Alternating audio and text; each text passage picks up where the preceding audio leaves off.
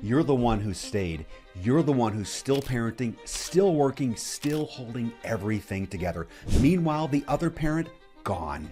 No contact, no help, nothing. If this sounds like your situation, you are not alone. And more importantly, you are not powerless. I'm Jeff Hughes, lead attorney and CEO at Sterling Lawyers. We have helped thousands of Wisconsin families navigate family law cases from start to finish. In this video, I'll walk you through how abandonment laws work in Wisconsin and what legal options you have when the other parent walks away. First, what does abandonment actually mean under Wisconsin law? Most people think that abandonment means that they ghosted me, and that's valid both emotionally and practically. But legally, it's more specific than that. Abandonment laws in Wisconsin show up in different areas of family law.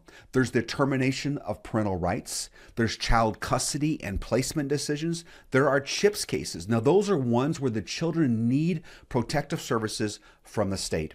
And there's also spousal support and the divorce impact. And they all require different treatment and different standards of proof in a court. So let's break all that down, starting with what matters most to you if you are the one that's been left alone. Now, when there's been no contact with the other parent, this most definitely affects custody. If the other parent has made no effort to see the child, speak to them, or help raise them for months, the court will take that extremely seriously. It's not just irresponsible and downright sad. It will affect custody and placement decisions by a judge.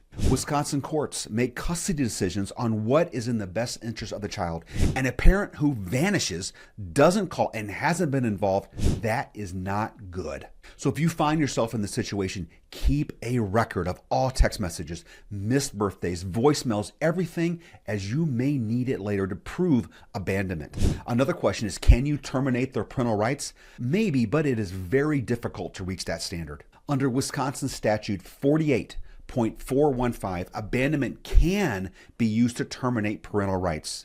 And here are a few key scenarios where that comes up. That is when they haven't seen or contacted the child for 6+ months. They've made no effort to locate or support the child for at least 60 days. They've left the child in an unsafe condition, or there has been a court order placing the child elsewhere and they haven't visited in 3+ months.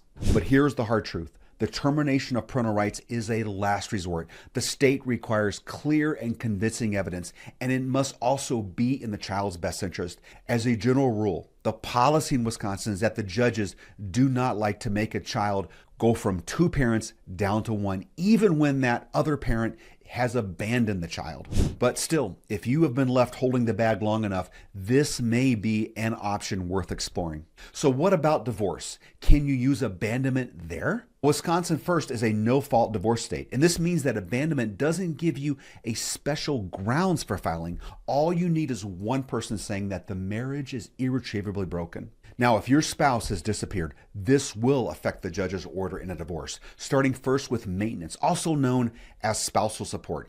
If they left you without income or housing, the court will take a hard look at ordering maintenance. There's also property division. If you've been paying the mortgage alone, the judge will consider that. And there's also the common scenario of even finding the other spouse so that they can be served with court documents. If you can't find them, you'll need to take extra steps to document your efforts before the court can finalize anything. We once had a case where the mom hadn't heard from the dad in over a year.